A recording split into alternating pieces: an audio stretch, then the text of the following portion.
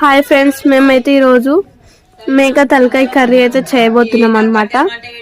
అది ఎలాగ సింపుల్గా టేస్ట్గా ఎలా చేసుకోవాలో దాని తయారీ విధానం ఇప్పుడు చూసేద్దాం. ముందుగా ఒక కుక్కర్ పెట్టుకొని అందులో కుక్కర్ వేడయ్యాక కొంచెం ఆయిల్ పోసుకోవాలి. ఒక 3 స్పూన్స్ 4 స్పూన్స్ ఆయిల్.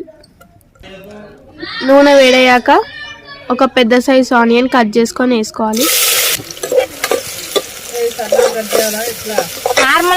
చెప్పండి ఒక్కొక్కరు చిన్న టమాటా వేసినప్పుడు అవి చెప్పు. టమాటా వేసుకో. ఆనియన్స్ ఇలా మంచిగా మగ్గినాక అల్లిపాయ పేస్ట్ వేసుకోవాలి.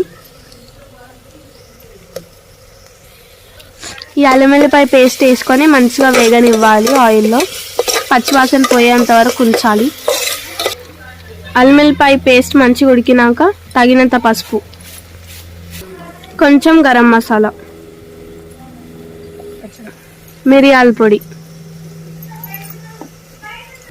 ఇప్పుడు కొంచెం 2 చీల్చుకున్న పచ్చిమిర్చి, కొత్తిమీర వేసుకోవాలి.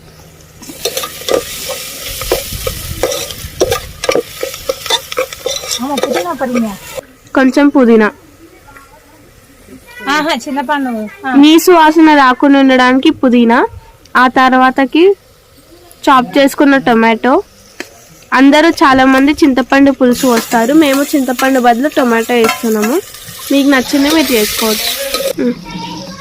ఇప్పుడు నీట్గా క్లీన్ చేసుకున్న తలకాయ వేసుకోవాలి.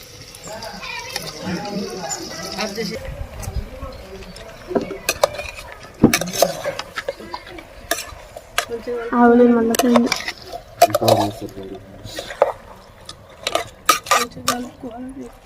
ఇది బాగా కలుపుకోండి.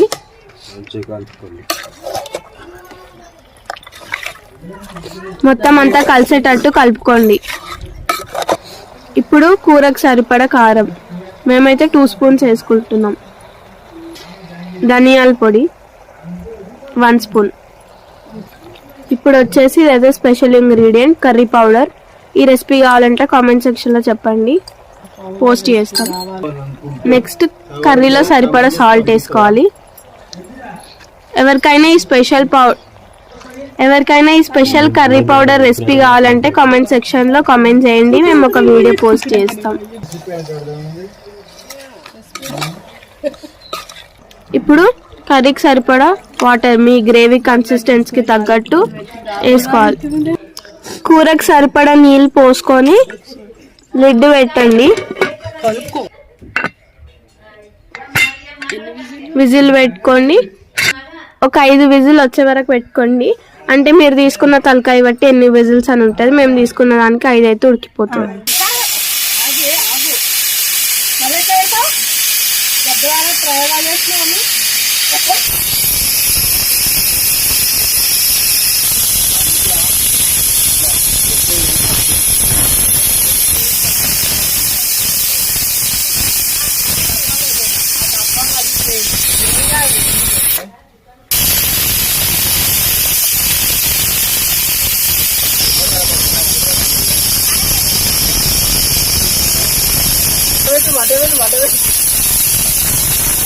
విజిల్ తీసేయాలండి. మూత తీసేసి మళ్ళీ రుచి చూసుకొని ఉప్పు వేసుకోవాలి. అన్ని రుచి ఇప్పుడు అడ్జస్ట్ చేసుకొని కలుపుకోండి. కొంచెం కొత్తిమీర వేసుకోండి లాస్ట్కి దించే ముందే. కర్రీ మొత్తం అయిపోయింది. మీరు కూడా డెఫినెట్గా మా స్టైల్లో ట్రై చేసి చూడండి. చాలా అంటే చాలా. Thank you for watching. Please subscribe our channel.